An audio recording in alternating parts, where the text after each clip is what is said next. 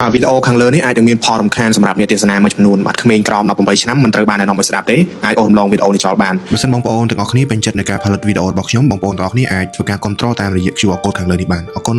Savagery in Mexico គឺជាករណីឃាតកម្មដ៏សាហាវប្រៃផ្សៃនិងឃោរឃៅបំផុតមួយបងប្អូនហើយសូមបញ្ជាក់បងប្អូននៅរដងវីដេអូនេះគឺខ្ញុំមិនបានទៅមើលផ្ទាល់ខ្លួនឯងទេខ្ញុំបានមើលគេសម្រាយនៅក្នុង YouTube បងប្អូនមានចំណេះបរទេសគេសម្រាយពីហេតុការណ៍ដែលបានកើតឡើងទាំងអស់ហ្នឹងអញ្ចឹងខ្ញុំយកវីដេអូមកបកប្រែបង្ហាញបងប្អូនទាំងអស់គ្នាហើយបងប្អូនមិនបាច់សួរមិនបាច់ comment សួររក link សួររកវីដេអូខ្ញុំអត់មានទេបងប្អូននៅក្នុងវីដេអូហ្នឹងគឺ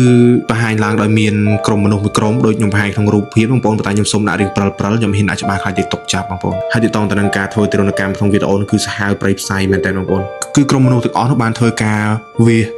បលះស្បែកចេញពីខ្ចឹងករហូតដល់ខាងមុខចេញអស់លេងបងប្អូនសម័យមើលខ្លួនឯងសល់អីគេបាទបលះអាស្បែកពីខ្ចឹងករឡើងមកតមកវាធ្វើការវា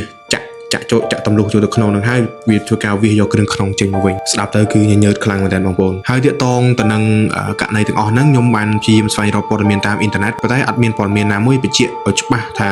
ជនរងគ្រោះហ្នឹងជាអ្នកណាមូលហេតុអីបានគេសម្លាប់គេធ្វើទរណកម្មអញ្ចឹងបងប្អូនហើយទាក់ទងទៅនឹងជនបកមួយក្រុមហ្នឹងក៏គេអត់បានស្គាល់អត្តសញ្ញាណដែរមិនដឹងថាពួកគេជាក្រុមខាងណាមកពីខាងណាមានទំនាស់អីជាមួយនឹងគ្នាបានធ្វើរដ្ឋហ្នឹងអញ្ចឹងណាប៉ុន្តែគេដឹងថាការសម្លាប់ហ្នឹងគឺជាការផ្ញើសារគម្រាមកំហែងទៅកាន់ដៃគូម្ខាងទៀតឲ្យឃើញពីភាពសាហាវប្រៃផ្សៃរបស់ខាងខ្លួនអញ្ចឹងណាជាសារផ្ដាំផ្ញើទៅកាន់ដៃគូបដិបកហ្នឹងហើយជាអ្វីដែលគេដឹងបាទ